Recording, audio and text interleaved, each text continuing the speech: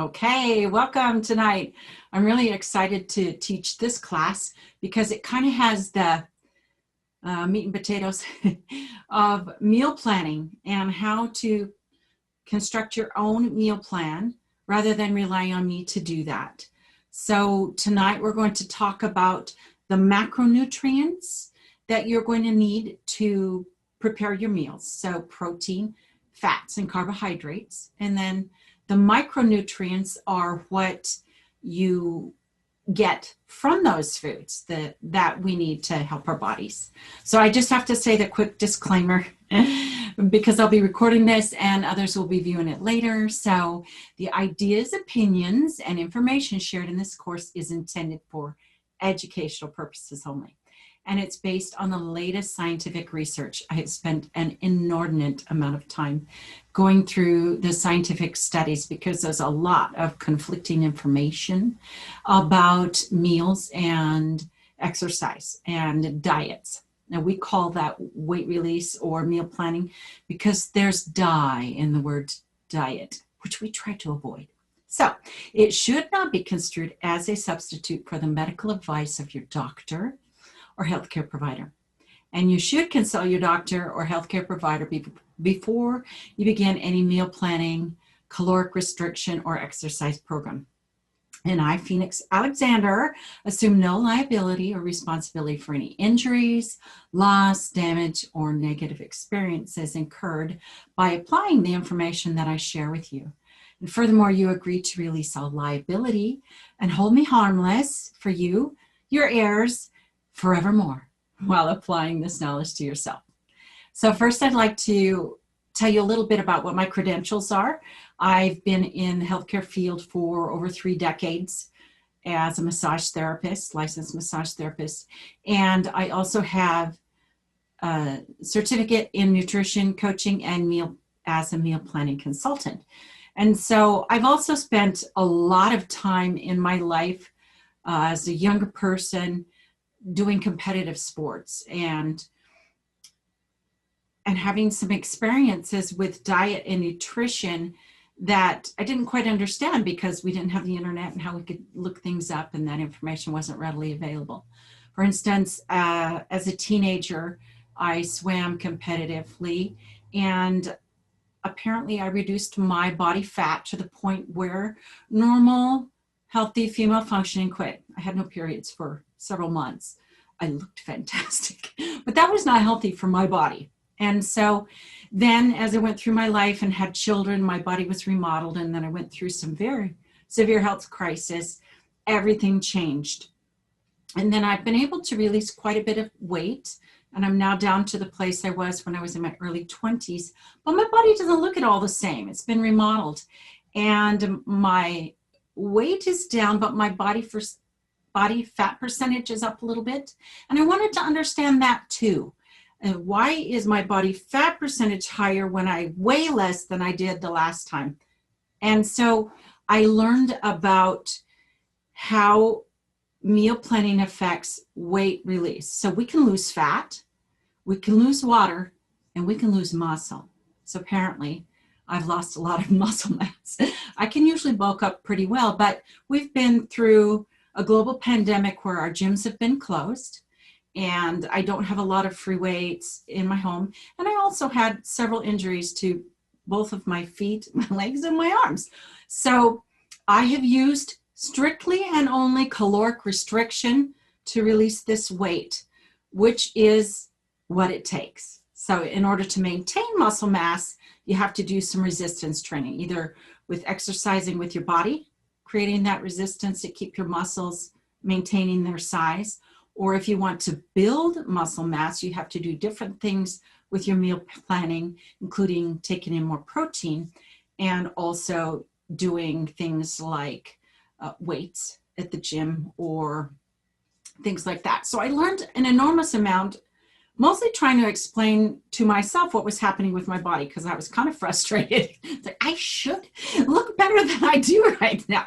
But I'm just going to be brutally honest in this session so that you can feel good about whatever size and weight you are at this point. So the main point to take from meal planning and wanting to release excess weight is that what you eat and how much you eat is the single most important factor in becoming leaner and releasing weight.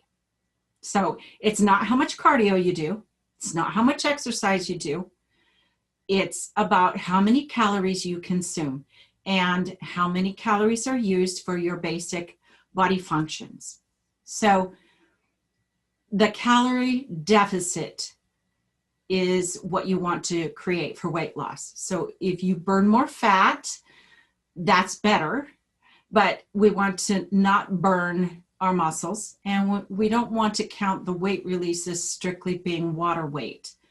So when you've created a deficit of calories from your total daily activities, then you will release weight. So burning fat and losing weight, as I mentioned before, are not necessarily the same.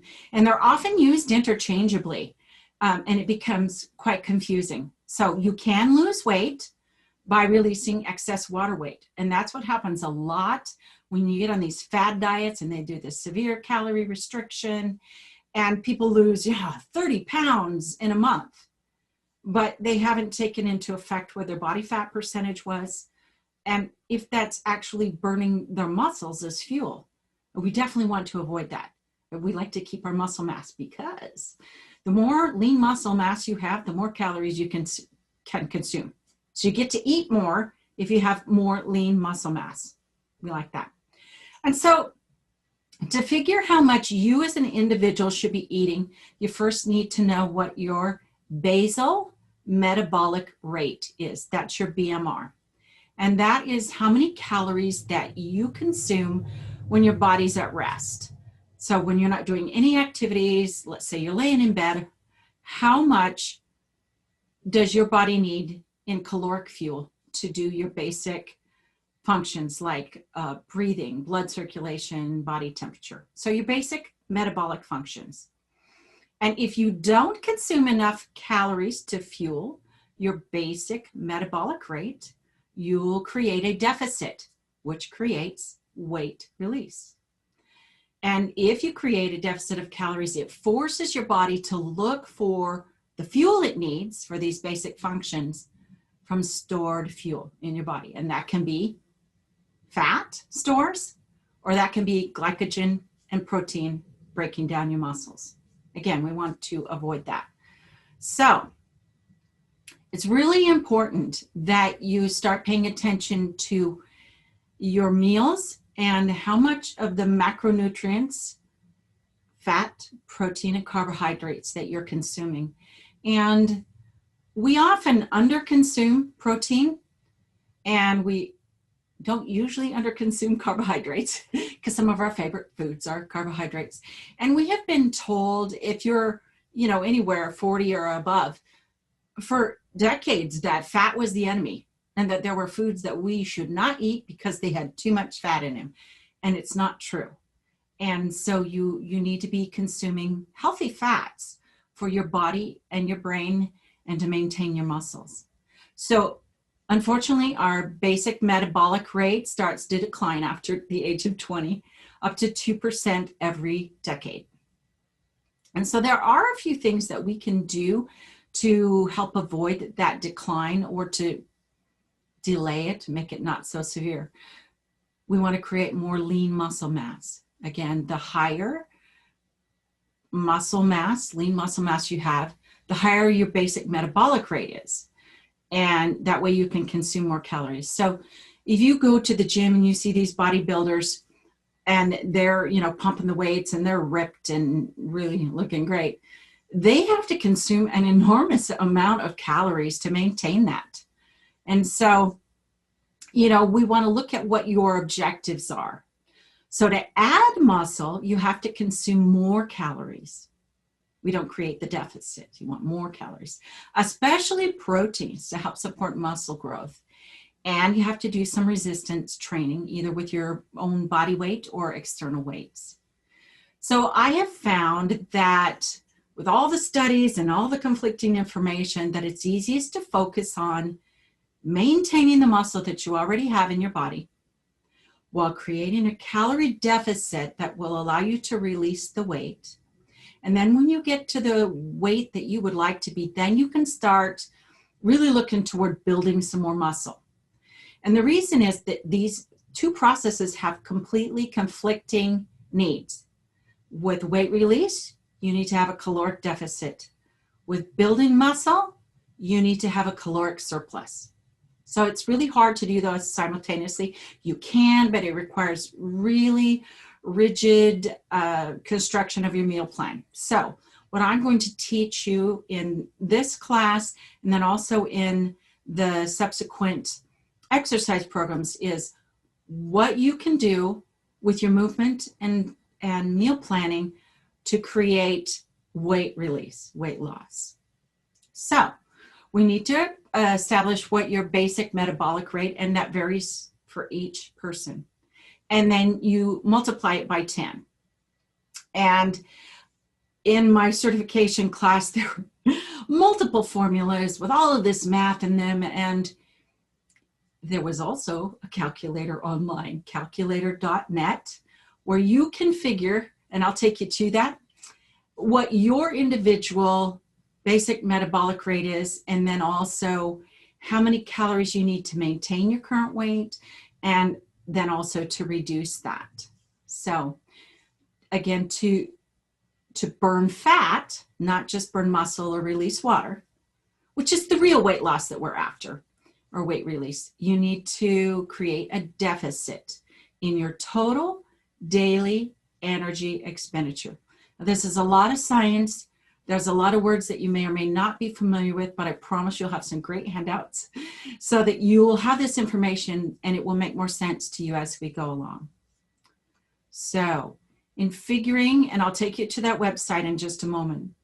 So when we figure our total daily energy expenditure, that is the amount of food that we consume, the calories, plus our movement or how much exercise we're doing, and then also the thermic effect of food, how many calories it takes to digest that food. So I'm going to tell you a crazy study to back up the concept in your mind that what really produces weight release is about a caloric deficit. So, and I've got a handout that has all these scientific studies, so you can go to the website and see them. So there was a nutrition professor who wanted to prove to his class that indeed it is calorie deficit that creates weight loss or weight release. So he lost 27 pounds in 10 weeks on a Twinkie diet. That's right. He ate Hostess cakes, Little Debs, Oreos, Doritos. He ate junk food and he still lost weight because his total daily energy expenditure was greater than the calories consumed in the junk food. In other words, he created a caloric deficit. And so he did this because it was a test or a scientific experiment for his class. And he took his calories down from 2,600 to 1,800 calories a day. And he did note in the study that he also had a can of vegetables every day and a protein shake. So it wasn't strictly Twinkies. However, that's pretty outrageous to have all that junk food and still lose 27 pounds in 10 weeks. That's interesting.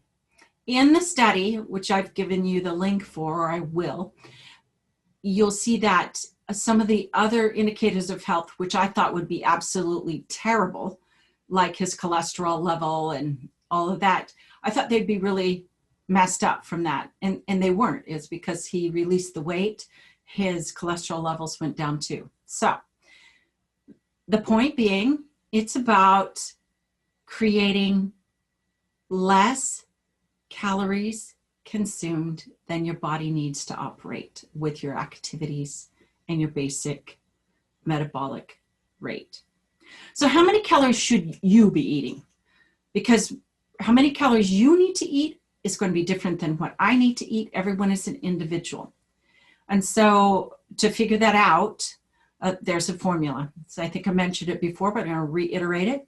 It's the basic metabolic rate plus your physical activity and the thermic effect of food. or how many calories it takes to digest that food. And that equals your total daily energy expenditure.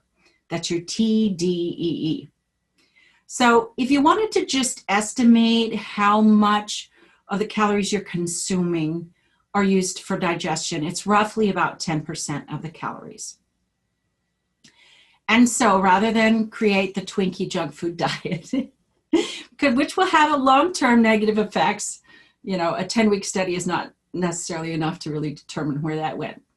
We want to fuel our bodies properly with the right nutrients and food, and use the movements that will capitalize on our health goals. And your body needs these macronutrients, which I've mentioned before: carbohydrates, protein, and fat. And these are referred to as macronutrients because they're the big ones that we focus on. And again, micronutrients are the vitamins and minerals and the other nutrients that are within those three big macronutrients. And in our food healing class, we talked a lot about micronutrients, specifically which ones had antioxidant properties that would neutralize free radicals. Free radicals attack your DNA and cause all kinds of degenerative diseases, both in our minds and our bodies. So micronutrients are really important too. And then the calories are different in each big macronutrient. So a carbohydrate has 4 calories per gram. Proteins have 4 calories per gram, but fats have 9 calories per gram. That would be, logical, easy to remember. It takes more calories to burn protein than to burn fat or carbs. So what that means is that if you have adequate protein, it's going to increase the thermic effect. In other words, you're going to use more of your calories that you consume to digest the protein than any of the other macronutrients. So let's talk about your carbohydrates. We want our carbohydrates to be around 30 to 50% of our caloric intake. Now that is very contrary to some of the popular diets, the low carb or no carb or paleo or all of that, which I'll explain in another session. You do not want to do those. You can't maintain them long term and be healthy. Just off the top of my head, I did some research about the low carb diet, specifically those that limit grains. And the increase in colon cancer in people in their 20s and 30s has gone up exponentially. We need healthy carbs. We need the whole grains. So don't get into the enticement of, if I reduce my carbs, I'll have a quick weight loss. Let's not do that. So we're going to talk about the thermic effect of carbohydrates. You burn 5 to 15% of the carbs that you eat to digest them. And carbs are really important to fuel your body during a workout. They're the most readily available to burn. And you also want to eat protein after your workout to preserve your lean muscle mass. Now, we talked a little bit about how exercise affects how many calories you can intake, your calorie intake. And so the more you work out and the more intensely that you work out, the more carbs that you can eat. So as long as you're eating enough proteins and fats, you can increase your intake up to 50% of your meals as carbohydrates. So let's talk a little bit more about carbs and workouts. So if you are really hitting the workouts with weight training or high intensity interval training, HIIT training, or you're quite athletic, not enough carbs will increase fatigue, it will decrease your performance, and it will also impede muscle growth. So you run the risk of losing some of your lean muscle mass. So how many carbs should you consume ideally? Is going to be based, again, on your activity levels. So if you have light exercise, which is defined as around 30 minutes or less a week, you can consume about 1 to 1.2.5 grams per pound of body weight. So people who have more body weight can consume more carbs than people who have less body weight doing the same amount of exercise. Does that make sense? Yeah. Okay. And so moderate exercise would be defined as 30 to 60 minutes of weight training. So 1.25 grams to 1.5 grams per pound of body weight that you have. Hard workouts, I get going too fast, are defined as 60 minutes or more with specifically weight training, where you're doing 10 sets of weight reps. Then you can consume 1.5 to 1.75 grams of carbs per pound. Now, I don't think that anybody that's taking this class at this time is hitting the workouts that intensely. And maybe later when you want to build muscle, you can think about that. But if you're meeting your caloric needs for protein and fats, and you're exercising frequently, again, you can eat more carbs. So let's put aside all the myths about carbs are bad for you, and just think about making sure that you get the right percentage of those based on your activity level. And so proteins are next. And we want 25 to 30% of our caloric intake in the proteins. So we'll talk about what those are.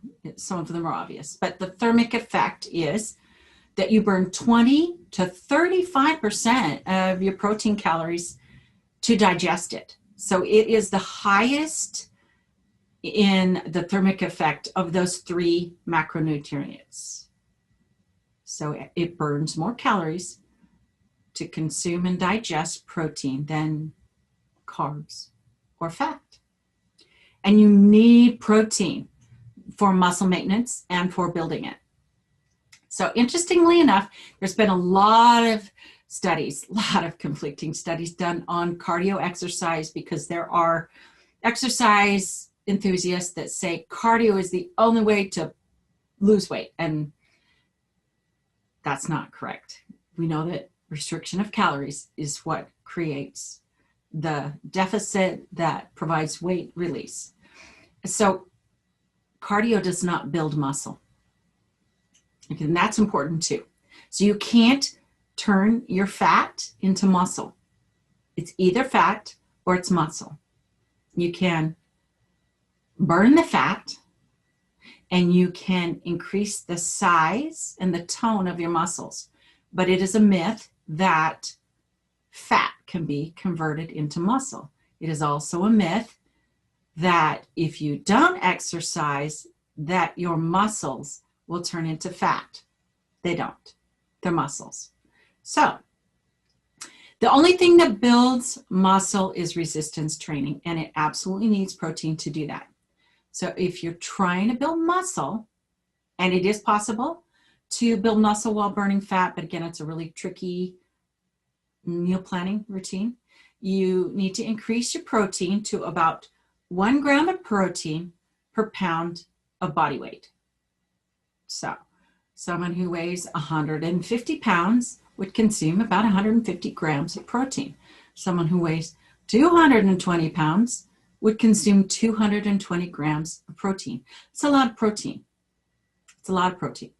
And so we often don't eat enough protein to support our muscles, and then that's when we start getting the muscle loss. And as I learned these things and started tracking my own meal planning, I learned that I was definitely in a protein deficit. So, as far as that goes, to maintain my muscle mass. So you need about the same amount of protein consumption, about 1 gram per pound of body weight, to build muscle or release fat. And so just really take a look at your protein consumption. And our goal is going to be to preserve your lean muscle mass while you're releasing some excess fat. And then we'll want to do some resistance training, even some moderate resistance training to keep your muscles in good shape and not cue your body into, oh, we're not using these muscles. Maybe I'll use them for fuel. We don't want them broken down. Okay, so this is really important because I have hired personal trainers in the past, and they took me through some very rigorous weight training and exercises and yada, yada, and had absolutely no counsel for me on meal planning. So I decreased my calories exponentially, and I increased my weight and resistance, and it really messed things up. And I gained weight. And that was a problem for me. So they also did advocate their only meal advice was to drink protein powders. Get your shakes going, okay? We don't want to do that. Don't use a protein powder, protein shake as a supplement for weight release. So there was an analysis, a study done. The study was called the Clean Label 2018 Protein Powder Study. They analyzed 134 protein powders. I didn't even know there were that many. And nearly all of them had dangerous levels of mercury, lead, cadmium, and arsenic. And this was pretty shocking. The ones that are touted to be the most healthy, the vegan plant protein, had the most. So avoid protein supplements or shakes like the plague. You're going to want to use natural protein sources like meat, dairy, eggs, legumes, and even some seeds. But don't rely on soy. We talked about that in our food healing sessions. Don't rely on soy as a source of protein. The soybean growers have touted soybean as the superfood that will solve so many of the world's problems. And it does have some applications, but you only want to eat soy if it is a fermented product such as natto or miso. Natto helps with bone density, but if you watched me in the food healing sessions, you'll know that soybean has very large quantities of phytoestrogen, which is very demasculizing. It will give you man boobs. It will give you feminine qualities if you are male and you want to maintain your manliness. Don't eat soy. Okay, so one last thing that I want to say about protein. We've talked about how much is kind of the maximum 1 gram per pound of body weight. But you don't want to eat too much protein, especially in protein supplements instead of protein foods. So I had heard this before, and I found the study on it, that there was an instance of a 25-year-old woman in Australia. She was a mother of 2 and decided she wanted to do bodybuilding competition. And so she was consuming a tremendous amount of protein, mostly in the form of protein shakes and protein bars, so protein supplements, and she died. Now, it needs to be noted that she had a rare disease that contributed to dysfunction in her body breaking down the proteins, but it appeared that she did not know that until the autopsy. She died taking in too much protein, but again, that was from these sources that we don't want to be eating. So I thought that was pretty intense. So we don't want to go crazy with any protein shakes or protein powders. Again, we're going to use that natural food to meet your protein needs. So we're going to talk about fats, and then I'll take you to those websites so that you can see how to calculate your basal metabolic rate and your total daily energy expenditures. So as I mentioned before, fat has 9 calories per gram. So it's denser in calories than carbohydrates or the proteins. And fat is vital to help you with weight release. And I went over some studies about that in previous classes. And the studies show, the scientific studies, the most recent ones, show that saturated fats are scientifically proven to help you release more weight and to keep it off longer. Again, totally contrary to what we have been told about nutrition in the past. I have always followed nutrition and health because I have never been able to take my health for granted. And I remember when butter was demonized and eggs were demonized and you should only eat the egg white and yada, yada, yada. And turns out that only eating the egg white doesn't give you a full protein and your body can't assimilate it anyway. So saturated fats are your friend, especially when you're trying to release weight. And it's also especially important for healthy brain functioning. The saturated fats are vital to help they've shown that Alzheimer's brains are dried out, they're desiccated, and that part of that neurological degeneration is the lack of saturated fats. So we want to keep our brains. I know for sure. And the other benefit of eating an adequate amount of fat is that it helps you stay full. So you feel full, you're not going to give into cravings, you're not going to overeat, you're not going to binge eat. And when they started making our food fat-free, caused all kinds of problems for our bodies, we couldn't digest it. Diarrhea was a very bad side effect. And they started adding a lot more sugar, because you have to have flavor, and fat gives food good flavor.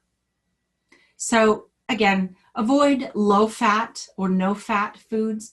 Go with the healthy saturated fats, your coconut oil, palm oil, and a monounsaturated fat that's really great is also the olive oil. And you can eat butter. I understand grass-fed butter is like the king of butters. So the last point about fat is that it's a really cost-effective calorie because it's more dense. It has 9 grams of calories. It has 9 calories per gram. I can say that. So if you need to get more calories, you can put more fat in your diet as long as you're not, going over that 40%. And if you do decide to go on a lower fat meal program, the absolute minimum is 15% fat, saturated fat in your diet. So don't drop below that. All right, so I'm going to give us a quick break so our brains can rest and take you back to, those of you who have been following me for a while, to some emotional freedom technique. And I wrote some, basically they're affirmations that go with tapping on certain points that are in the acupressure system. And it helps to reinforce the ideas that you want to have happen in your body. So I'm going to skip to some EFT phrases that you'll do with me, because it'll give your mind a chance to absorb what we've just talked about. And then we'll go straight to those websites where you can start calculating what your needs are. All right, so let me get to a screen share with you. Nope, that's next. I'm sorry. I need to get to my other thing here, the EFT for weight release. Minimize that, and we're set to go. Okay, so for those of you who will be watching this later, who have not seen emotional freedom technique before, the thing that we do to set this up and to show that there's progress in the session is we take a statement that we want to become true and we test to see where we are with that statement at the moment. So if I were to say to you that statement like, I believe that I can eat healthy and release the weight and get to my goals, then that's the question I want you to pose to your mind, or the statement, and tell yourself, write it down, tell yourself what you are on a scale of 1 to 10. If your belief is very low, you're going to be maybe 1 or a 2. If you're middle of the road, you're going to be maybe 4 or 5. But as we tap through these sequences of tapping points and go through the affirmations that go with them, the statements, that number is going to increase. And as it increases, then we do another set called a gamut series, where we tap on our hands to really sink that into our consciousness and subconsciousness. And then we use humming or singing, so music, which is stored in a different part of your brain, and also counting, which is processed in a different part of your brain. And then we end that with an eye roll. So movement in your eyes activates certain parts of your brain. So that's what we'll be doing. Little background, when we get to that gamut series, I use the tune Row, Row, Row Your Boat. And in my mind, I've changed the words. So it goes row, row, row your boat, gently down the stream. Joy, joy, joy, joy. Life is but a dream. Okay, instead of merrily. It's kind of an antiquated word. So we'll be doing that. So go back and now have the number in your mind of where you are right now about that you believe that you can eat healthy, release the weight, and attain your goals. Everybody got that number? Where we are? Okay. And then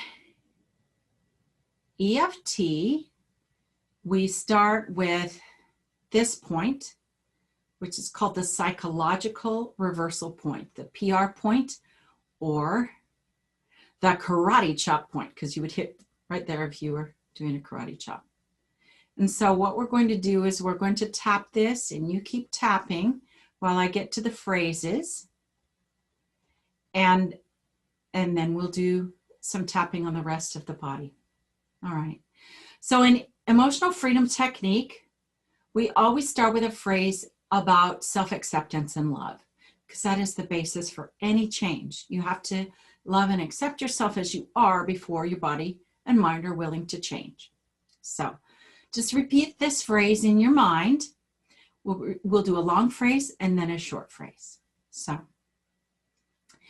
even though I've eaten to excess before, I deeply and profoundly love and accept myself.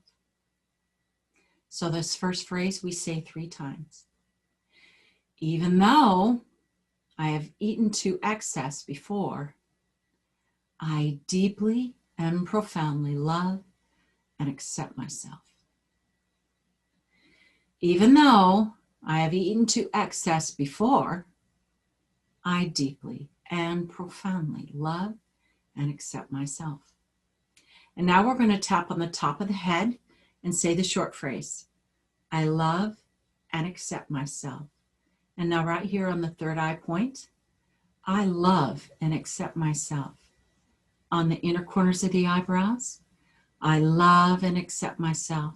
And since you're muted, if you want to say it out loud, it does store it in a different place in your brain. You can go ahead and say it out loud with me. I love and accept myself. I love and accept myself. I love and accept myself. I love and accept myself. Now on the collarbones, I love and accept myself. And now under the arms, it's just right where your bra line would be if you're a lady. Otherwise, it's just about a hand's length underneath your armpits. So tap, I love, let's see if you can see it. I love and accept myself. Okay. And then we go back to the next phrase. Okay. So we'll start here with the PR point. Even though I ate too much in the past, I'm now enjoying healthy foods in moderate portions. And now we're going to do the tapping on the head. And the short phrase is, I eat healthy, moderate portions. I eat healthy, moderate portions. Third eye. I eat healthy, moderate portions. I eat healthy, moderate portions. I eat healthy, moderate portions. I eat healthy, moderate portions. I eat healthy, moderate portions. I eat healthy, moderate portions. I eat healthy, moderate portions. Now under the arms. I eat healthy, moderate portions. All right, now our next phrase, we'll be back to the PR point. Even though I haven't always enjoyed the flavor of healthy foods, I am now enjoying many new and familiar healthy foods. So the short phrase is, I enjoy eating healthy foods. I enjoy eating healthy foods. I enjoy eating healthy foods. I enjoy eating healthy foods. I enjoy eating healthy foods. I enjoy eating healthy foods. I enjoy eating healthy foods. I enjoy eating healthy foods. Under the armpits, I enjoy eating healthy foods. And our next phrase, back to the PR point. Even though I may have neglected eating fruits and vegetables in the past, I really enjoy eating fruits and veggies in my meals and in smoothies. And the short phrase is, I enjoy healthy fruits and veggies. So, I enjoy healthy fruits and veggies. I enjoy, right here on the eye point, third eye, I enjoy healthy fruits and veggies. Eyebrows, I enjoy eating healthy fruits and veggies. I enjoy eating healthy fruits and veggies. I can see some of you are closing your eyes, which is great for concentration. So I'll call out where we're tapping. Under the eyes, I enjoy eating healthy fruits and veggies. Under the nose, I enjoy eating healthy fruits and veggies. Chin point, I enjoy eating healthy fruits and veggies. Collarbone point, I enjoy eating healthy fruits and veggies. Under the arms, I enjoy eating healthy fruits and veggies. Okay, so we're going to go to the next phrase. We'll be tapping the PR point. Follow along with me in your mind or out loud. Even though I may have trouble digesting healthy foods in the past, my body now accepts and properly digests all foods. Let's go ahead and say that one 3 times because I think that's a big one. Even though I may have had trouble digesting healthy foods in the past, my body now accepts and properly digests all healthy foods. Again, even though I may have had trouble digesting healthy foods in the past, my body now accepts and properly digests all healthy foods. And the short phrase is, I digest all foods. I digest all foods. Or I properly digest all foods. I properly digest all foods. Corner of the eyes, I properly digest all foods. Under the eyes, I properly digest all foods.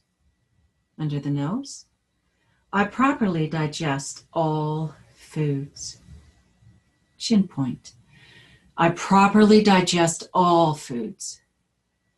Collarbones, I properly digest all foods.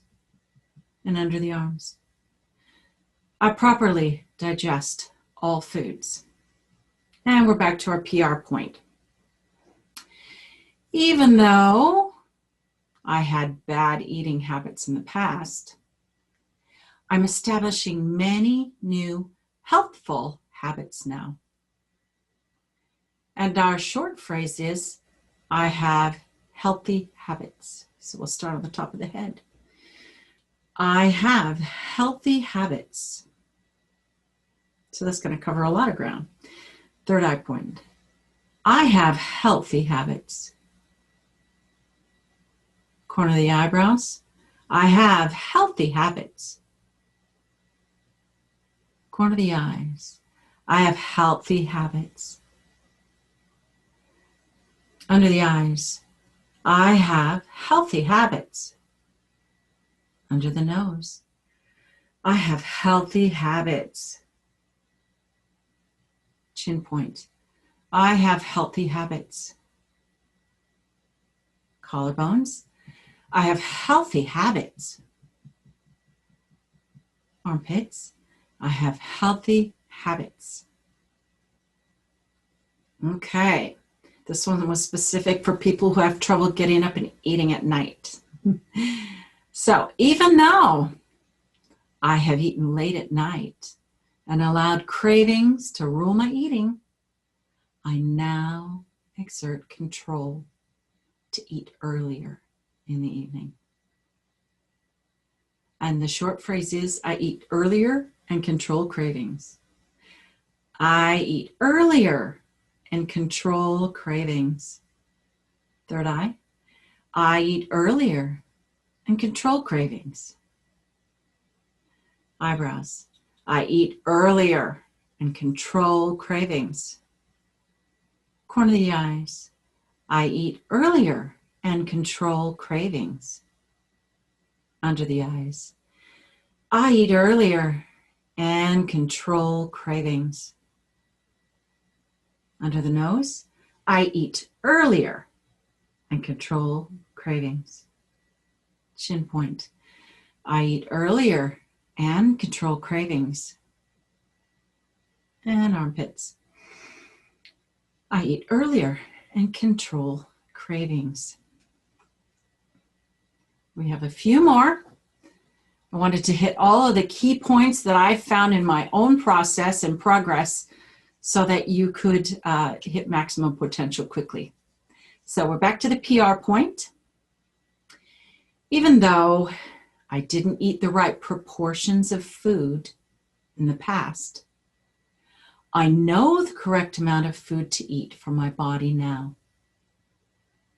And the short phrase is, I eat the right proportions of food. Top of the head. I eat the right proportions of food. Third eye. I eat the right proportions of food. Inner eyebrow. I eat the right proportions of food. I eat the right proportions of food. Under the nose. I eat the right proportions of food. Chin point. I eat the right proportions of food.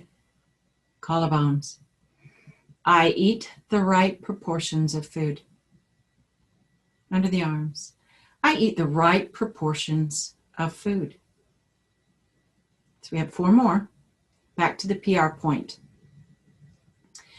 Even though cravings have led to excess eating in the past, I eat healthy snacks that satisfy the cravings instead of empty calories.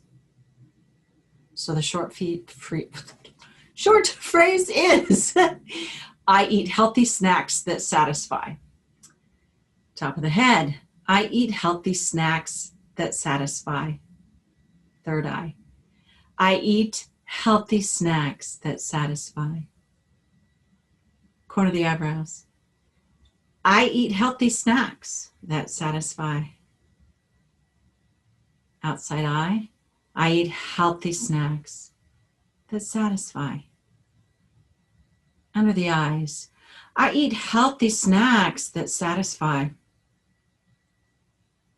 Under the nose, I eat healthy snacks that satisfy. On the chin, I eat healthy snacks that satisfy. Under the arms, I eat healthy snacks that satisfy. I feel like that is an especially important one to help us reinforce our own self-control. So next one on the PR point, long phrase. Even though I have resisted healthy eating and portion control in the past, I enjoy the satisfaction of controlling what I eat now. Let me repeat that one more time. Even though I've resisted healthy eating and portion control in the past, I enjoy the satisfaction of controlling what I eat now. And the short phrase is, I enjoy controlling what I eat now. Third eye, I enjoy controlling what I eat now. Eyebrows, I enjoy controlling what I eat now. Corner of the eyes, I enjoy controlling what I eat now. Under the eyes, I enjoy controlling what I eat now. Under the nose, I enjoy controlling what I eat now. Chin, I enjoy controlling what I eat now. Collarbone, I enjoy controlling what I eat now. Under the arms, I enjoy controlling what I eat now. And two more, back to the PR point. Even though I have lacked self-esteem and belief in myself, I affirm that I can get healthy. Let's do that one more time. Even though I have lacked self-esteem and belief in myself, I affirm that I can get healthy. And the short phrase is, I can get healthy. Top of the head. I can get healthy. Third eye, I can get healthy. Inner eyebrows, I can get healthy. Outside corner of the eye, I can get healthy. Under the nose, I can get healthy. Under the chin, I can get healthy. Collarbones, I can get healthy. Under the arms, I can get healthy. And the last phrase, PR point, long phrase. Even though I used to think of limiting food as deprivation, I now think of it as the ultimate empowerment, controlling myself in healthy ways. Let's repeat that one more time. Even though I used to think of limiting food as deprivation, I now think of it as the ultimate empowerment, controlling myself in healthy ways. Top of the head, short phrase is, I control myself in healthy ways. I control myself in healthy ways. Third eye, I control myself in healthy ways. Inner eyes, I control myself in healthy ways. Corner of the eyes, I control myself in healthy ways. Under the eyes, I control myself in healthy ways. Under the nose, I control myself in healthy ways. Under the chin, I control myself in healthy ways. Collarbone, I control myself in healthy ways. And under the arms, I control myself in healthy ways. Okay, now we're going to do the gamut series, which is right between the pinky and index finger, about halfway down. This is called the gamut point, and you're just going to continue tapping as I take you through these little brain exercises. Okay, so you're going to have it start with your eyes open and now close them. Open them again. Now look down and to your left and back to center, and down and to your right and back to center. Now slowly take your eyes up to the top and circle them around nice and slow so it doesn't hurt your eyes. And now go the opposite way, from the top around the other way. So we've rolled our eyes. Now we're going to hum the Row Your Boat. Now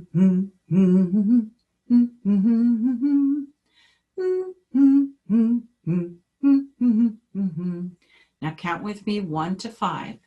1, 2, 3, 4, 5. And backwards. 5, 4, 3, 2, 1. And hum Row Your Boat one more time.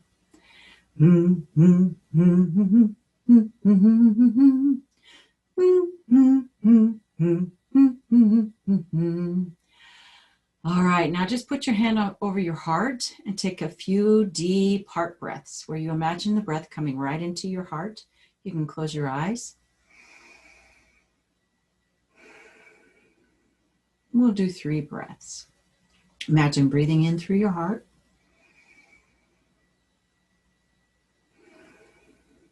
And one more time. And now to close out this EFT practice, we take our eyes, look down to the floor, and then slowly raise up all the way to the ceiling.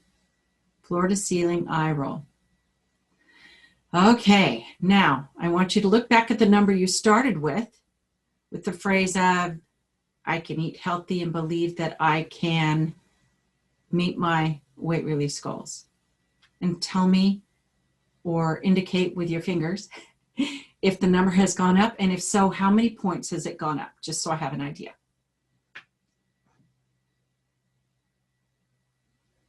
Okay, that's impressive. Okay, great. What did you start with?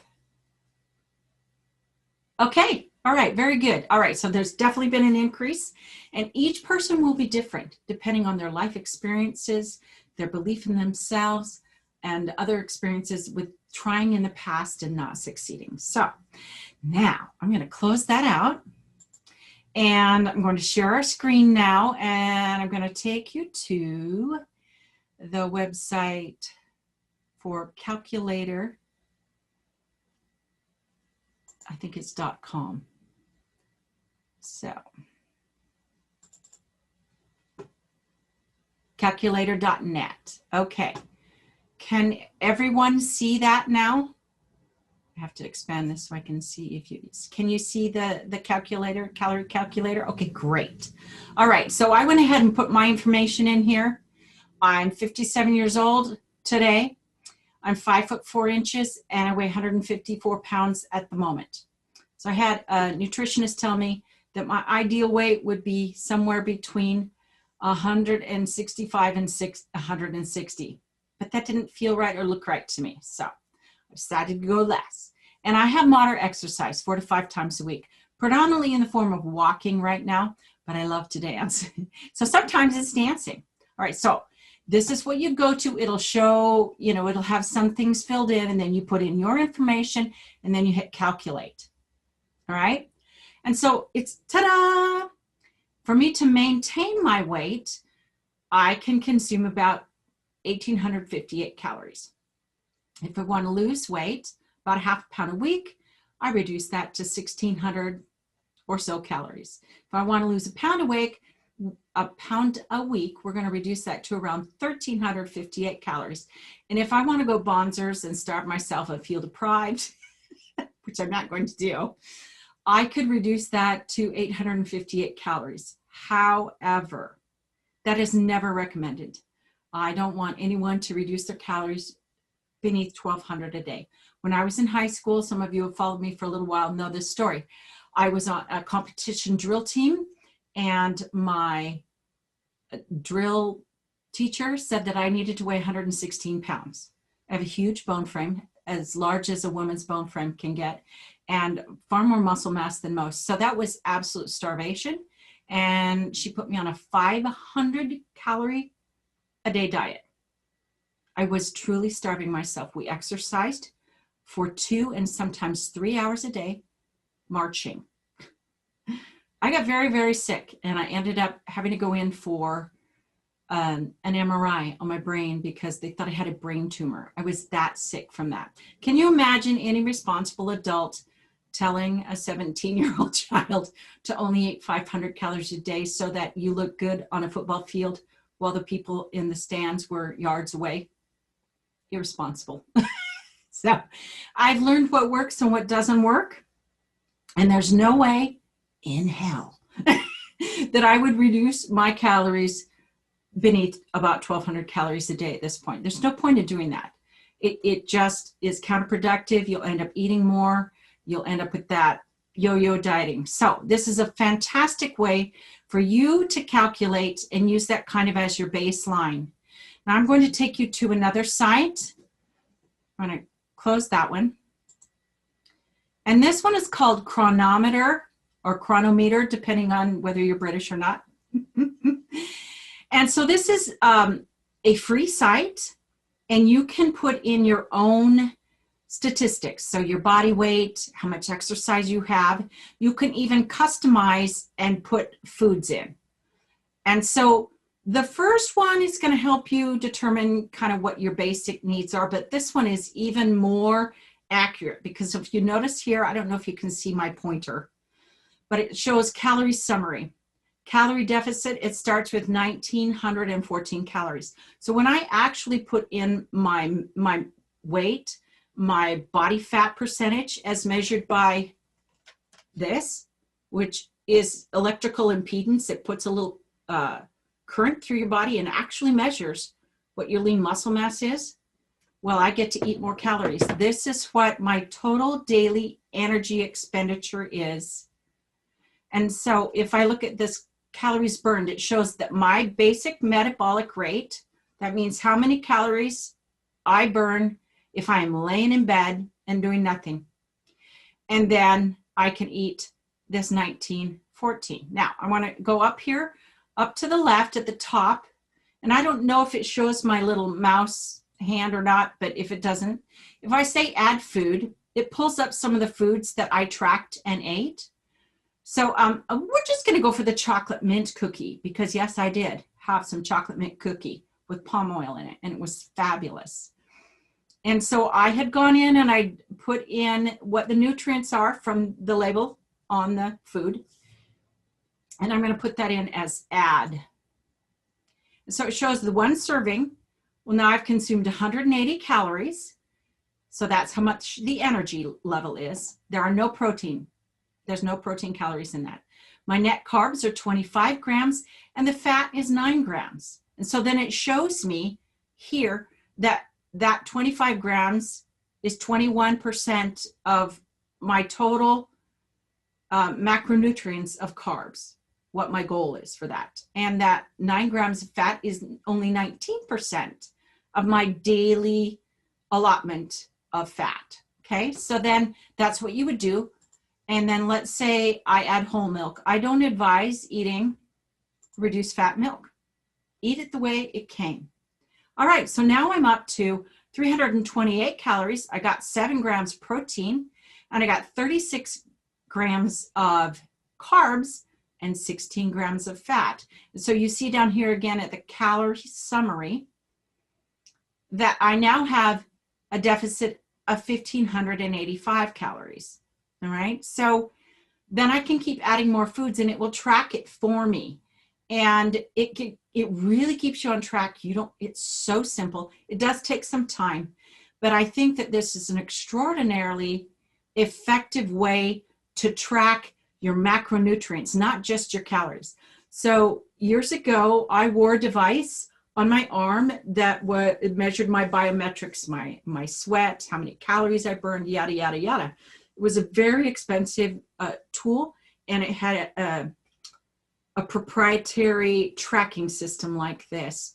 And it was a royal pain to where the piece was about this big. So it covered most of my biceps, and it wasn't fun.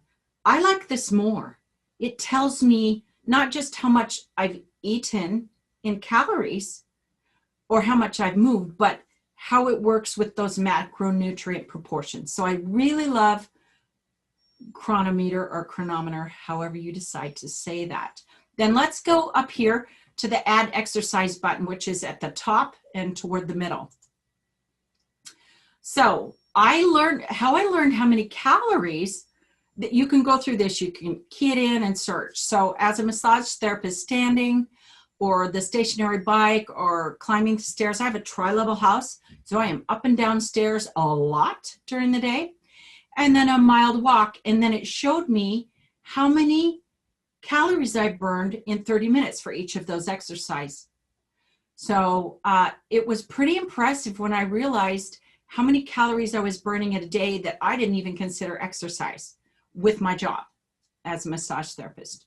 So as you do that, if you're standing or you're lifting or, whatever you're doing for I know both of you tend to lift some things. One of you would likely be hoisting animals at your job, and one of you probably hoisting people at your job. So they count. That's movement. That burns calories.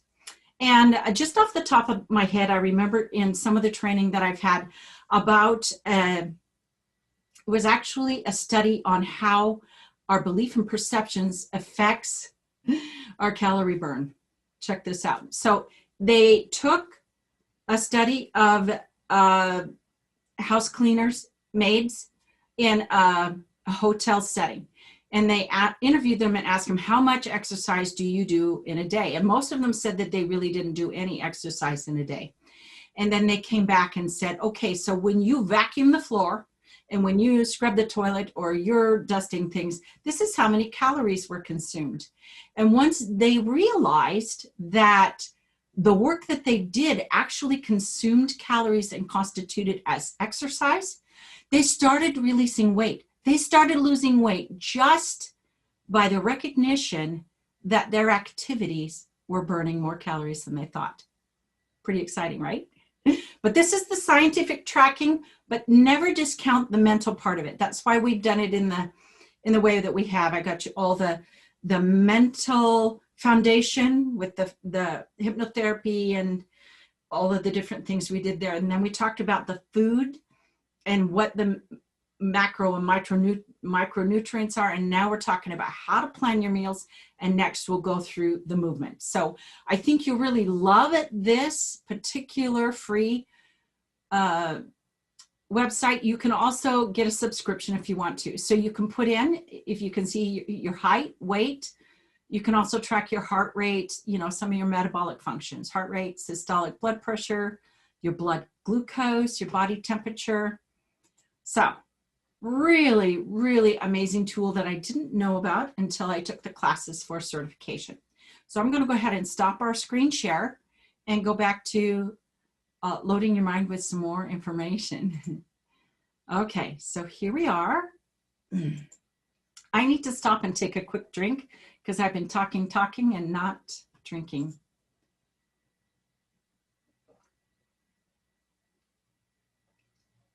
Incidentally, we didn't talk about that as being something important, but you absolutely need to be drinking adequate water. And ideally, if you drink around 50% in the form of distilled water, there are some very profound health benefits that go with that.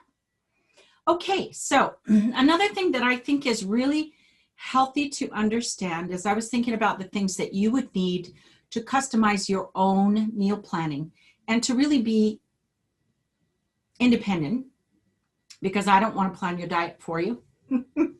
I think that's obnoxious. I don't know what your favorite foods are and all of that kind of thing.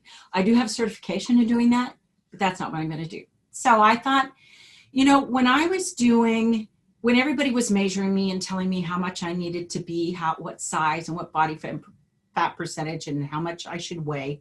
And as you've heard, there's been a wide variance in what my ideal weight was deemed. Now, I got older, so some people account for, advancing age with a few more calories and body fat percentage and weight. Some don't, which is obnoxious, especially for a woman. Our bodies change so dramatically when we age and become menopausal, and our hormones change and our ability to release weight, all of that.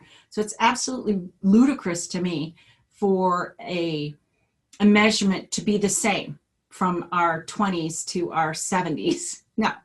So I want you to understand that body mass index, your height and your weight, and the one size fits all category is not accurate. So Arnold Schwarzenegger, at the peak of his bodybuilding and competition training, was considered overweight by a BMI scale.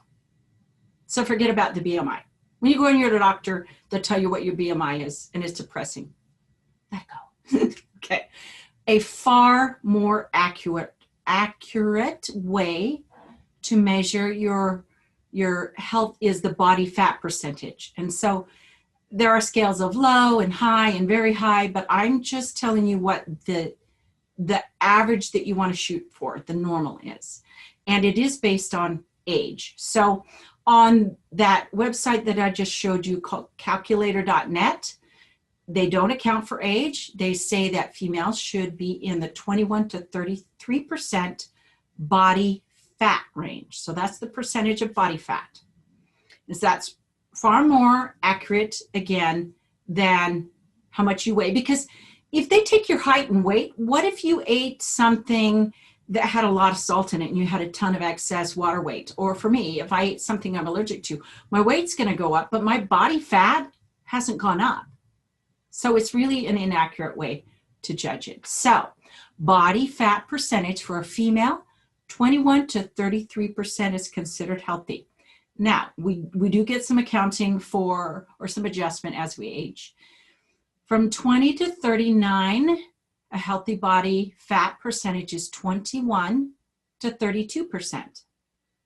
Once we get to age 40 to 59, we go 23 to 33.9.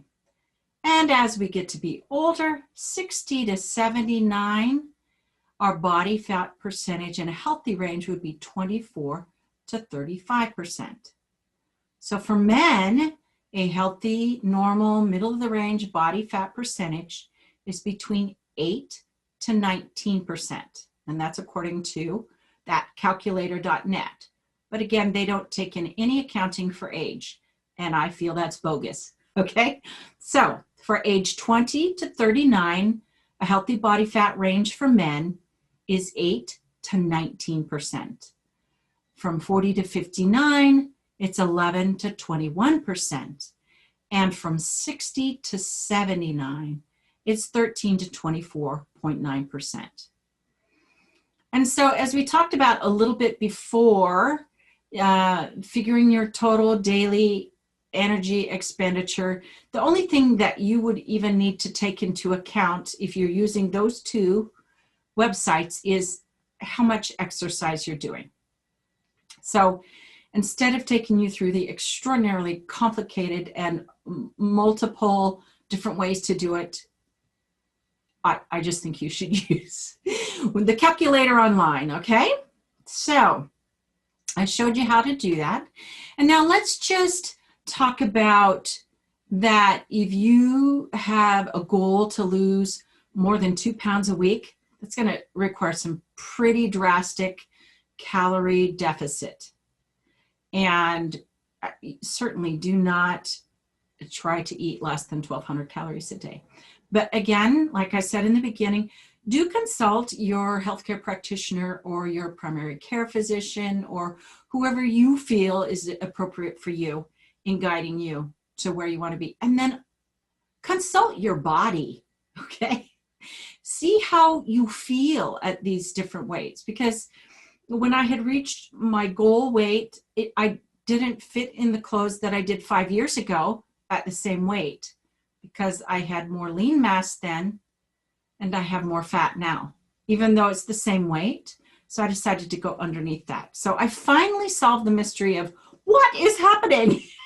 And so it gives me more power. So as I go to the next goal, I want to reduce my body fat percentage and then my waist circumference, because I was 2 inches smaller, 5 pounds more than this.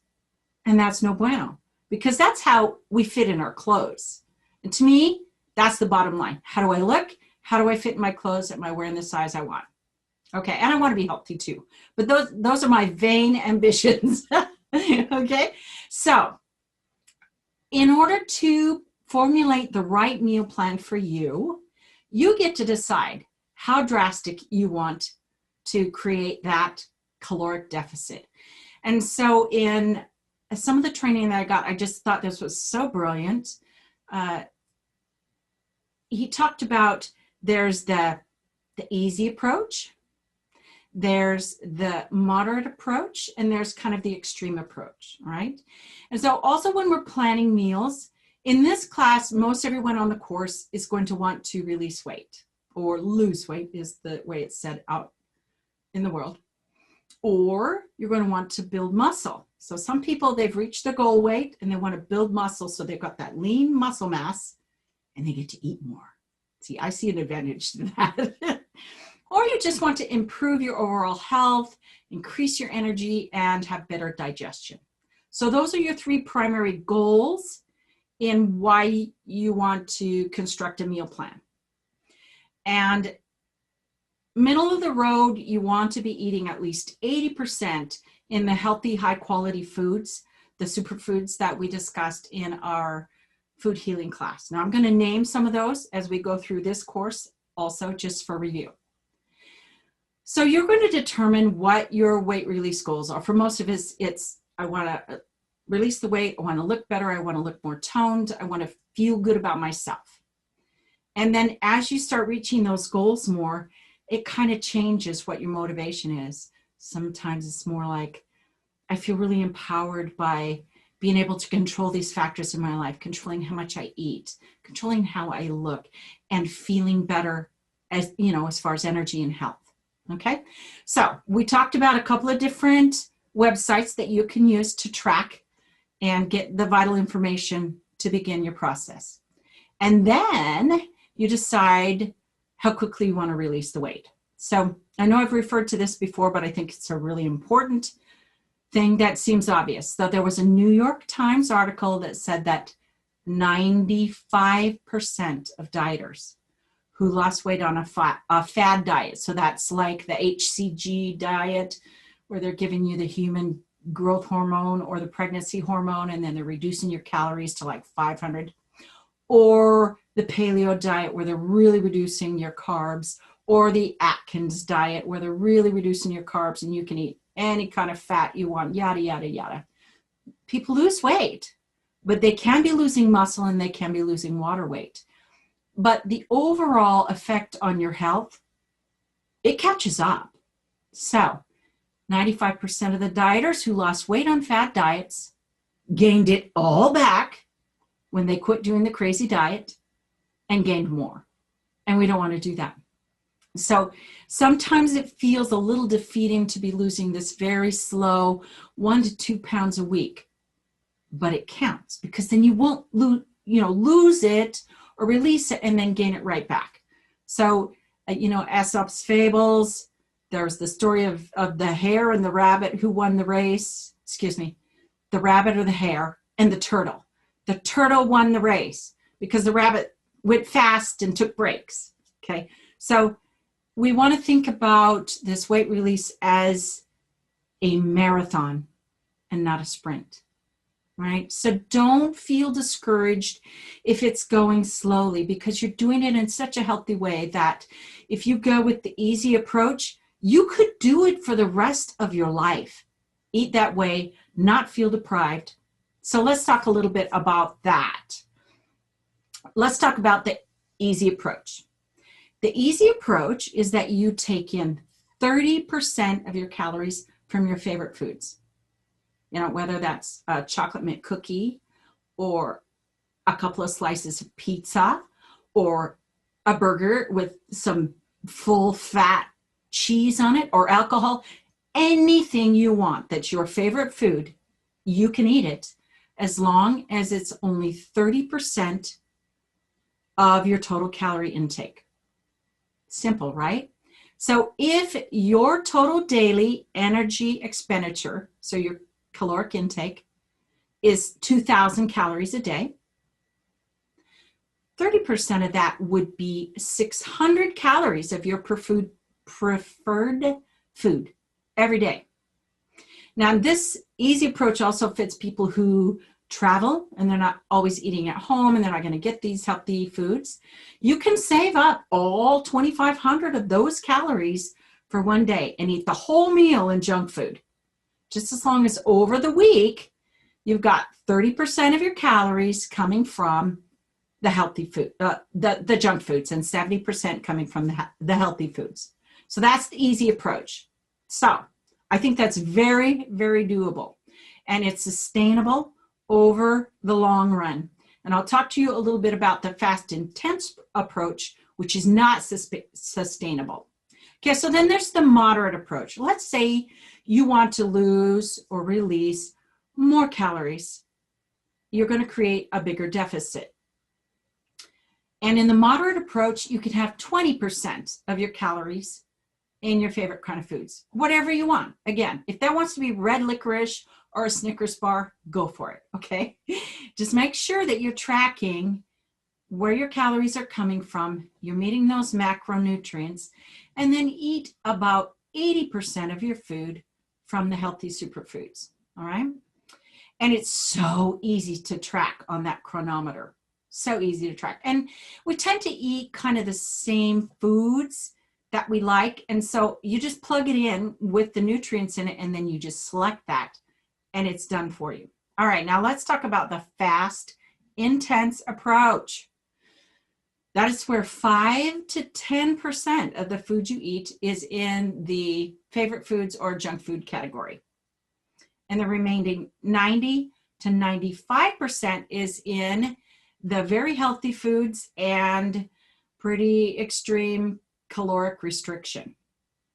Now, this kind of fits a certain personality type, like people who are type A and they really have to go for it and see results quickly, and that would work. Now, however, you cannot sustain that approach over the long term because your body thinks it's starving.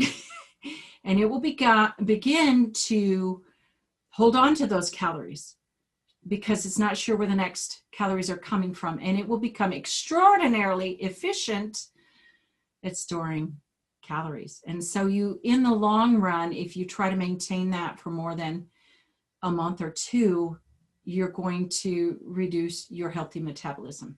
So it's for the boom, I have an event that I need to fit in this size for, or I need to show myself and everybody else that I am making a change, then go ahead and try that severe caloric restriction, but don't do it for very long, okay?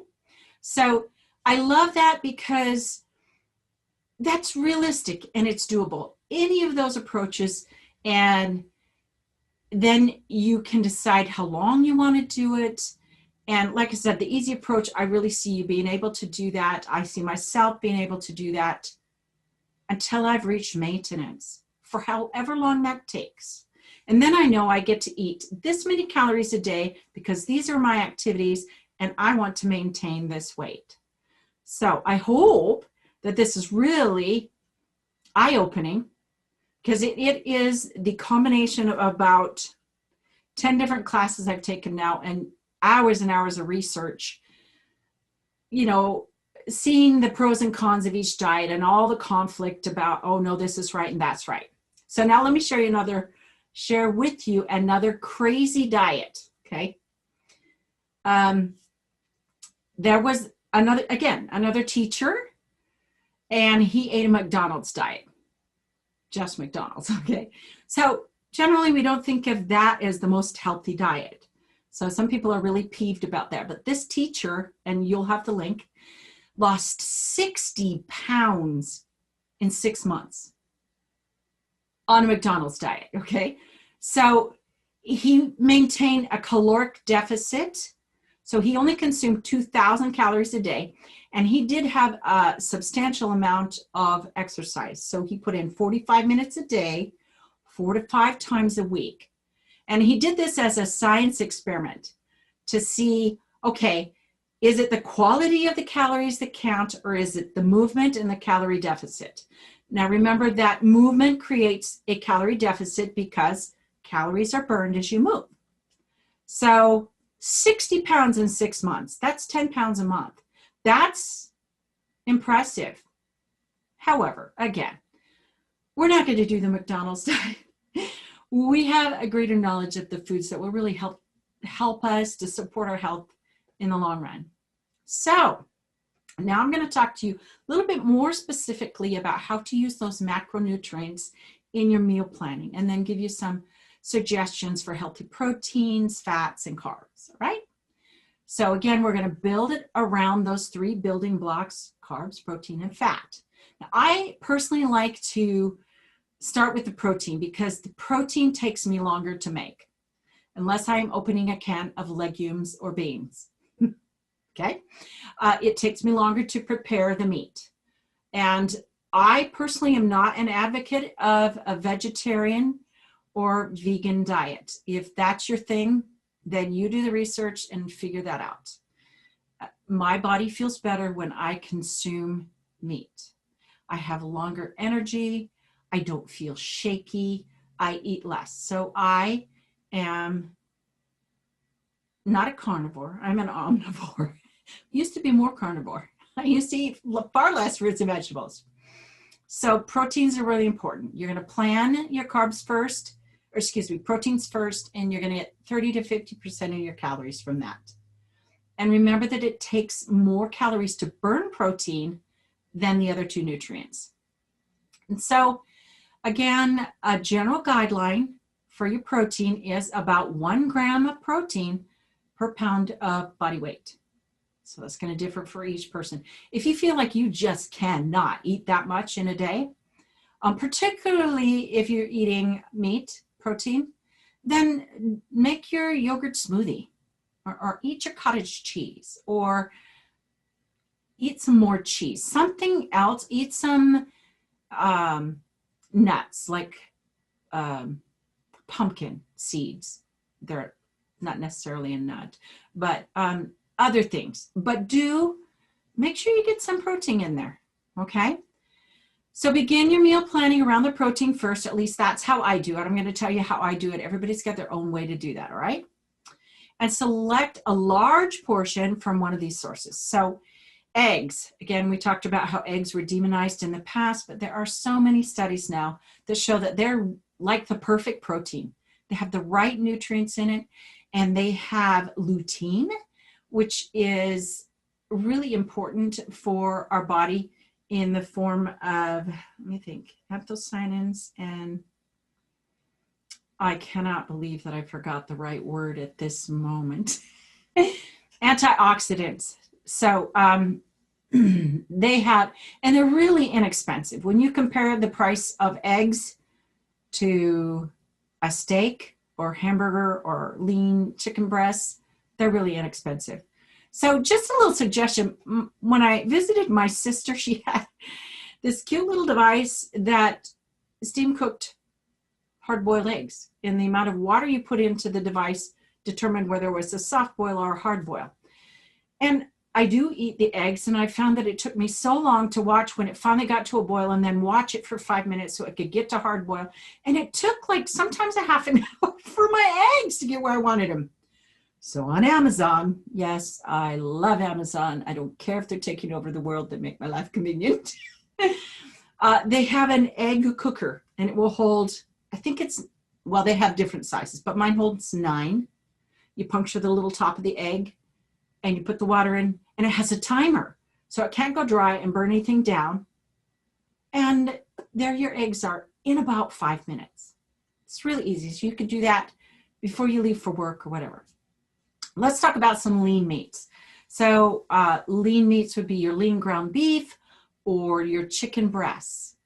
And that doesn't mean that you can't ever have the fattier cuts, like your bacon or your ham or your pork roast, your Kahlua pork, one of my favorites. You're just going to use that more fat-laden food in your favorite foods that are in the 30, 20, or 10% category.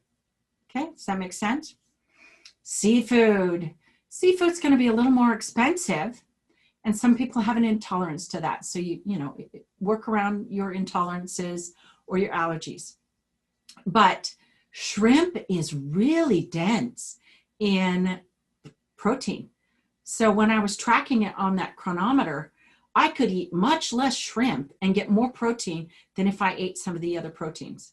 And I happen to love shrimp, especially with the little butter on it. Works for me. So shrimp, crab, and then clams and oysters and crab and lobster, they all have some really important nutrients in it that we don't get in other sources of meat. Also, your fatty fish, I have an intolerance to those. It actually an extreme allergy to salmon and tuna and trout and yada yada. But salmon and tuna are fat-rich food, and they're really great for brain health. And they have actually performed studies that show that brain function is enhanced by salmon or tuna. So there's some debate about farmed salmon versus wild salmon and whether there's PCBs, which is a toxin that can be found in fish and all of that kind of thing. But, you know, I'm not saying eat it every single day, but if you can tolerate it, it's really good to have that.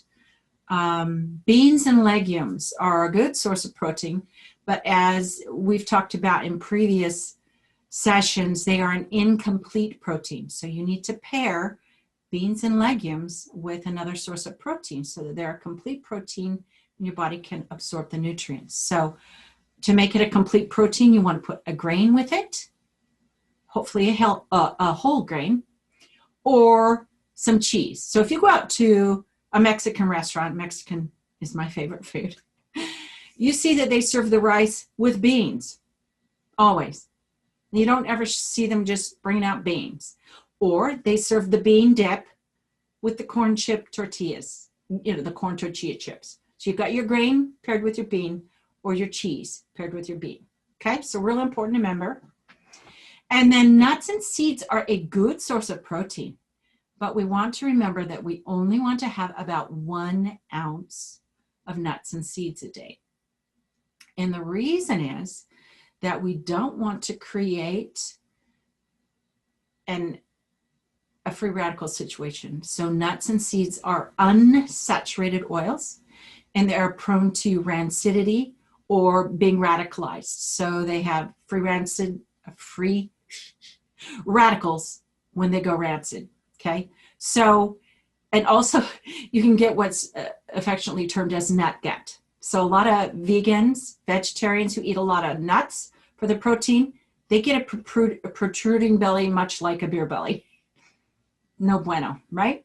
So your healthy nuts are going to be almonds, cashews, macadamias, black sesame seeds, which are great for brain health also, and chia seeds. And chia seeds are the most unsaturated food that you can get. So eat chia seeds in moderation, but they have fabulous benefits to them. Also hemp seed and pumpkin seed and walnut.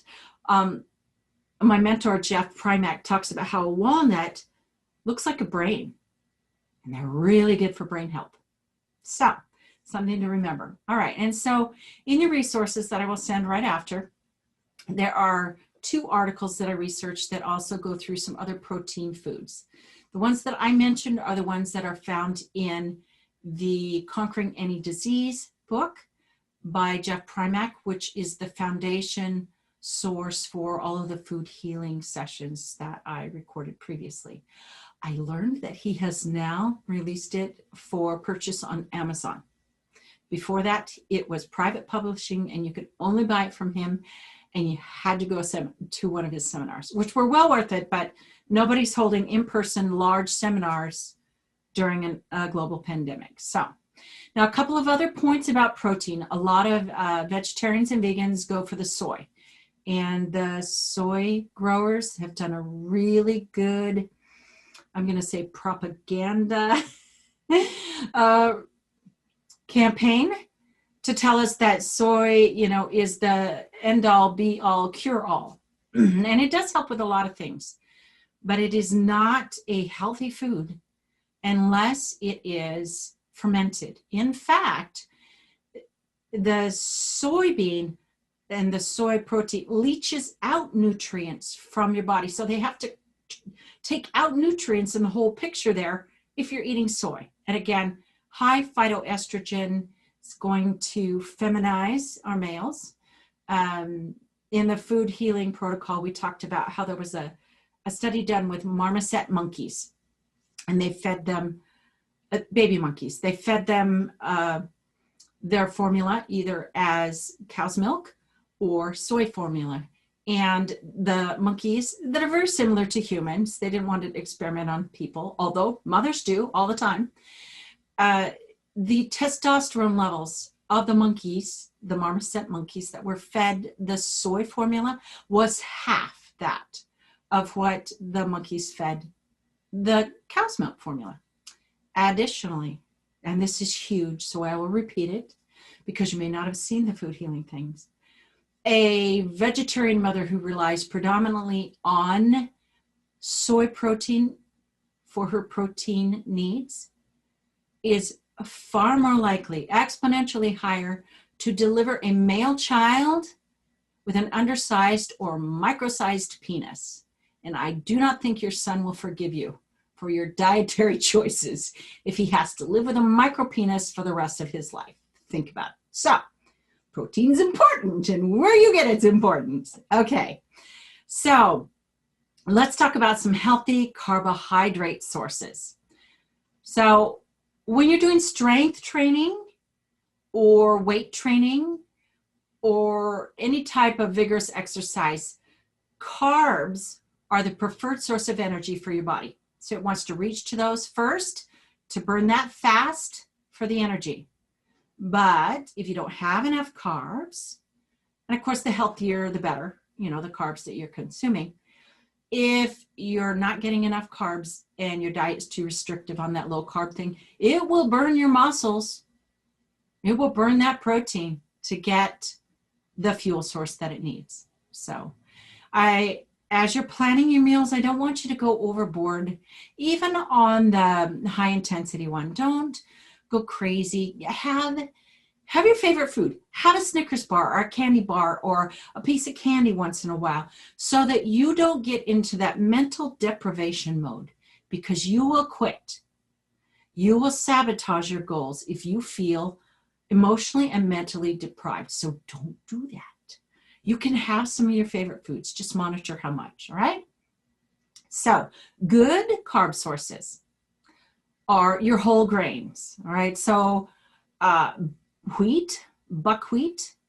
In the food healing seminar, we talked about buckwheat, which is a grain that's not often used, but it is excellent for anti-clotting factor. So if you have a problem with blood clots, it was found to be the most helpful in, food source rather than a prescription of 5,000 different foods and substances tested. That is pretty impressive. So buckwheat, go figure. Oats, they're known to help reduce the bad cholesterol, your LDL cholesterol. And if you eat rice, eat brown rice, it does tend to go rancid or oxidizes more quickly than white rice, which has the outer grain or a bran taken off of it. But white rice has such an astronomical glycemic effect. You're better off eating a candy bar than white rice. And there's so few nutrients in white rice. So I'm a big brown rice or even black rice proponent. The black rice has amazing nutrients. It also has melanin in it, which is great for your brain. Also quinoa, or one of the men that I train with calls it quinoa, but he's from Germany, so maybe they say it different there. So, just however you want to say that.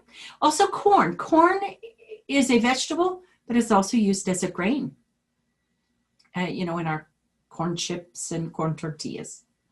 And so then there are other sources of carbs, which we most likely think of as the pasta and the bread. But if you're doing that, again, get the whole grain sources. They have wonderful breads that you don't have to make right now with the right sources of oil and nuts and seeds and the right kind of grains. And it's easy, so easy. So another good source of carbs and protein is beans and legumes. So some of these carb sources also have protein in them. They'll have less protein than they do carbs, but you'll also see that as you track it. Okay.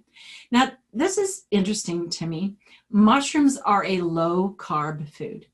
Yeah, they're also low calorie, but they have a little protein, which I did not know until I started doing my research.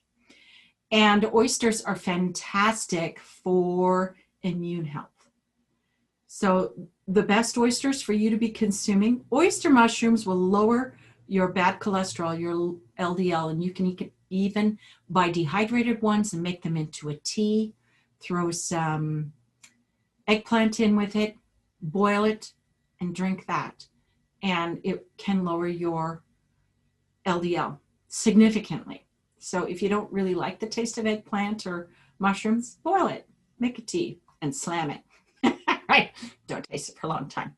So mushrooms that you want to try, oyster mushrooms, reishi. Reishi's good for the heart. Maitake and shiitake mushrooms have both been researched for cancer. So truffle, all right? If you go to a real expensive restaurant, particularly a French restaurant, you may be introduced to truffle. It's an exotic luxury, very expensive kind of mushroom. But if you decide you want to try it, get the black ones. So there's a winter and a summer truffle. You can also get the broth that is boiled in. And I mean, a whole winter truffle can be like $1,000. So you probably want to do that. There are other ways to get that. But anyway, if you ever want to just treat yourself like royalty, truffle.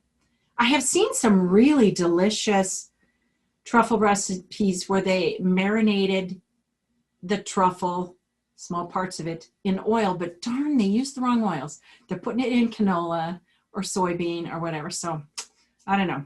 But anyway, you want to be shooting for eating the mushrooms around 2 to 3 times a week. Okay. Yeah. And so fruits are predominantly carbs. They have great nutrients in them, as we discussed before. So I'm just going to name the super fruits that are in the Conquering Any Disease book. So acai, and it's usually available in a pulp form. I found it at my local health food store. It was frozen pulp. Very few calories and no sugar was added. Cherries. Cherries are excellent. They have melatonin and they're great for your brain. Cantaloupe and grapefruit and kiwi, pomegranate, strawberries, raspberries, blueberries. Now, incidentally, trying to go too fast, many of the citruses have been shown to be antiviral. So lime, lemon, blood orange, if you've ever tasted one of those, they really are like blood red color. They're absolutely phenomenal. They're available in late fall and winter, and they have some really powerful antioxidant properties. Red apples, if you buy the red ones, they also have real high antioxidant properties, and they help you with hair growth if you're losing your hair. A freebie. Watermelon. It's high in lycopene, and I remember the word now that I was trying to recall. Carotenoids or carotenoids. So watermelon has lycopene. Tomatoes have lycopene. Bell peppers and paprika have capsaicin and capsorubin, and that is the highest source of carotenoids. Eggs have lutein. Spinach has a little bit of lutein, and carrots and orange sweet potatoes have beta carotene, also goji berries. Okay, so those are your carotenoids, and we'll talk a little bit more about how they work into everything. All right, so then there's some kind of exotic fruit powders. And yes, you can order it on Amazon. GAC, spelled G-A-C, comes from Vietnam. And my introduction to GAC was through a multi-level marketing company. It's a branch of Nu Skin called Pharmanex, and I used to drink GAC juice a lot, but it's extremely expensive. And I found that they now have freeze-dried GAC. So I bought some and I put that in my smoothies. It is the highest source of zeaxanthin, which is is also found in goji. So it's super, super antioxidant. Also, raspberry seed flour. So the raspberry seeds have extreme antioxidants in them. And the raspberries fall into the anthocyanin group with other berries. So raspberry seed flour, you can add that to your baked goods. You can add it to your smoothies. Okay, and then potatoes. If you're going to eat potatoes, I know there are restaurants you can go to and you can get the sweet potato fries, which seems healthy enough, but the oil they cook it in is not. So make your own sweet potato fries. Put some olive oil, or better yet, coconut oil or palm oil, and make your own fries. Or you can also use the red-skinned potatoes. If you ever cook potatoes, leave the skin on. That's where a lot of the nutrients are. All right, so now we're going to talk about other veggies, all right? Asparagus, the most detoxifying veggie out there. Avocado is the close second.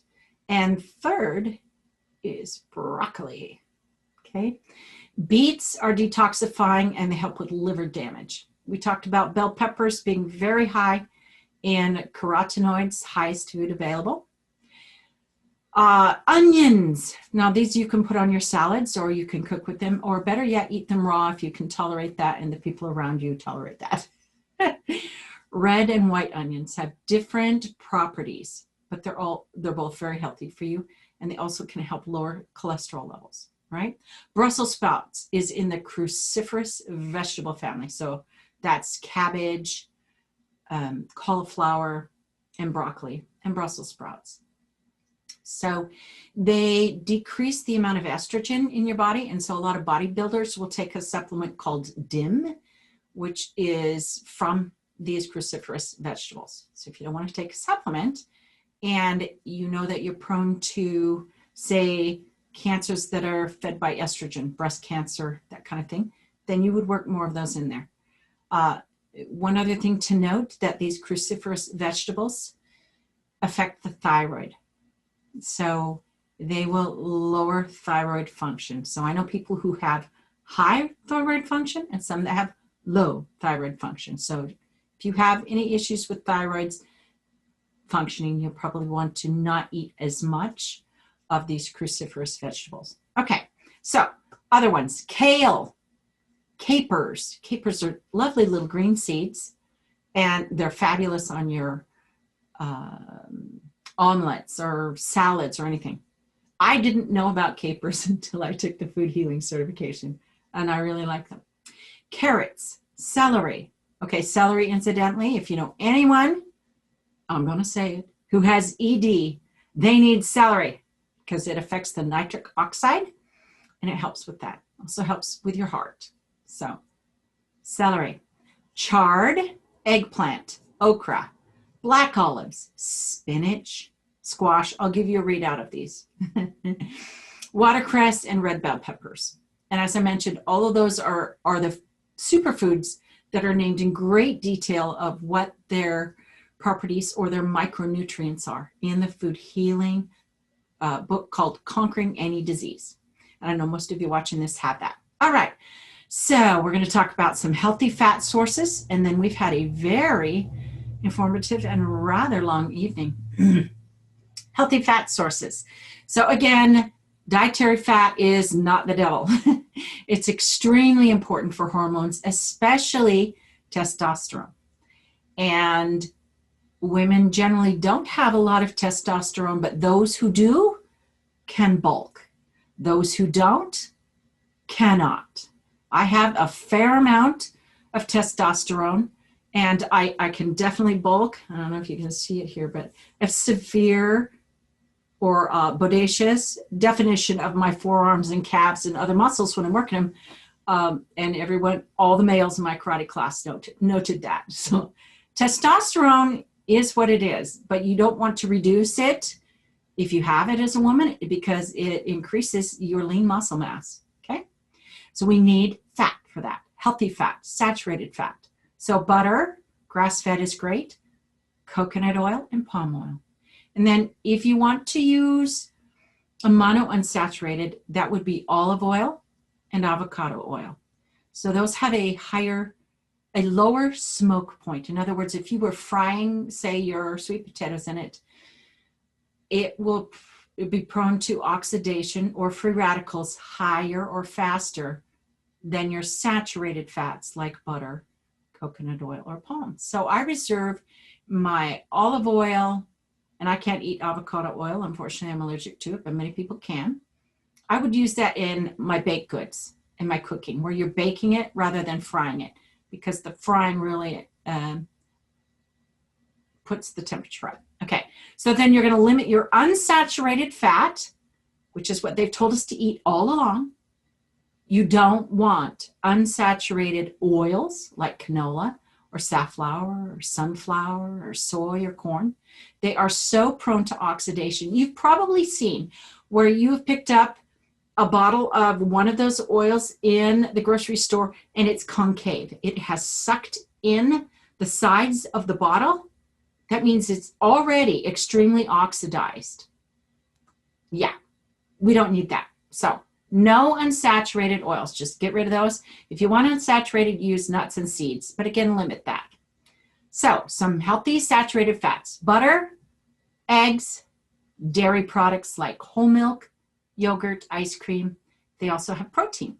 Cheeses, especially Gouda, blue cheese has penicillin culture in it, and it has an affinity for cholesterol, so it'll help lower cholesterol levels. Parmesan, Brie, and Romano, and all of those cheeses have protein, and those hard cheeses that are good for bone health. They help with your bone density. Then you're going to use your coconut oil. Coconut oil keeps viruses from being able to replicate. So the coconut oil surrounds the membrane of the viruses and keeps it from being able to basically reproduce, which is really important to know what good sources of basically antivirals we have. Okay, other healthy fats: avocados and their oil, olives and their oil, and fatty fish, which of course also has protein. Again, limit your nuts and seeds to about 1 ounce a day. We're almost done.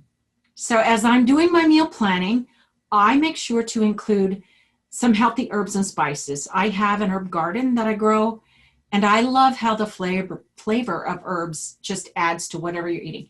I'm not a huge fan of cooked carrots, but if I put some dillweed with it, I will eat it with a little drizzled butter. And so make sure that you're including some herbs like basil, rosemary, and it's turmeric, not turmeric. It's not a tumor. Turmeric.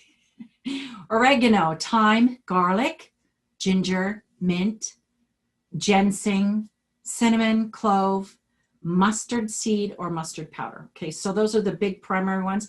And then there's fabulous ones that you can also experiment with. And herbs are very high on the ORAC scale, which means how quickly they neutralize free radicals.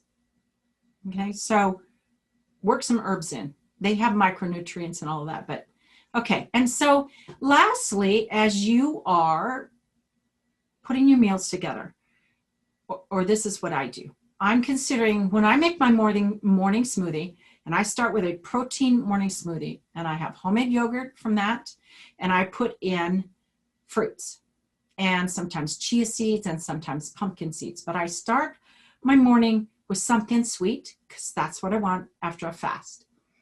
And I've got my protein, and I have my anthocyanins, which we talked about before. They are so high in antioxidants. But anthocyanins are absorbed and eliminated from your body in around 24 hours. So you have to replenish them. So those are your seeds and your berries. All right. And then there are your carotenoids, which are the ones that we talked about, the lutein, beta carotene, and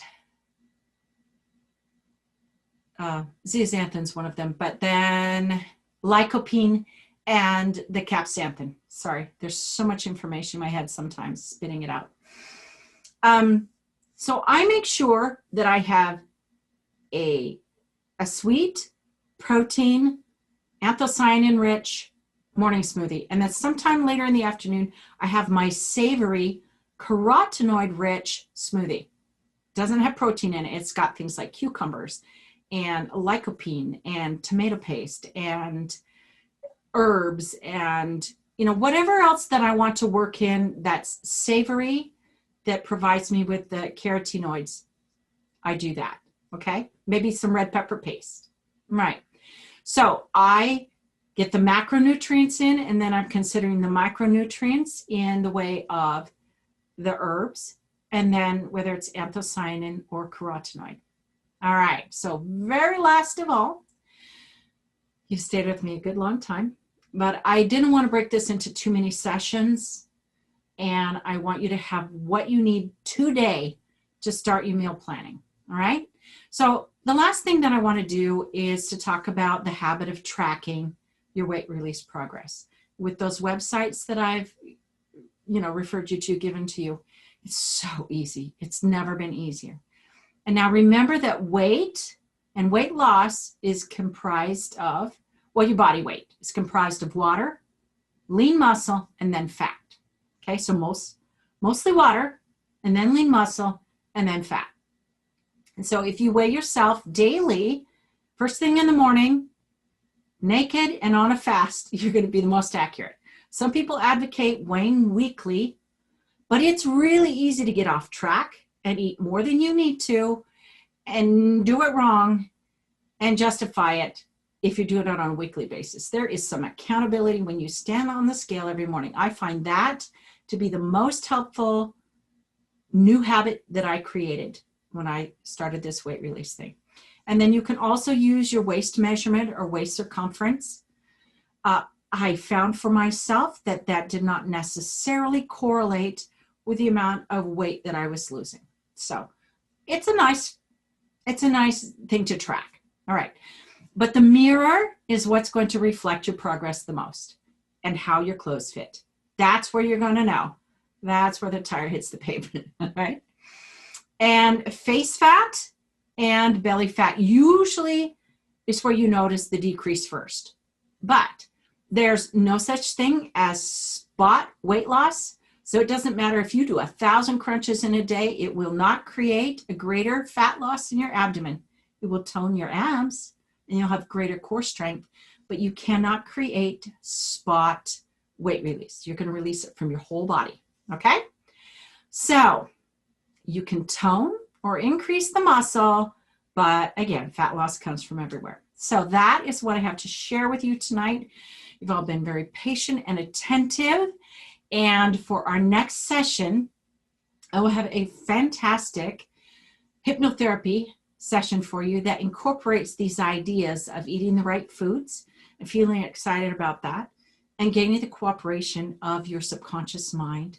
And then we'll talk more about some meal planning, and I'll give you some recipes for some of the things for you to eat those healthy foods, like some salad dressings for your salads and things like that. So we'll do one more of these sessions, and then our next will be our exercise and movement.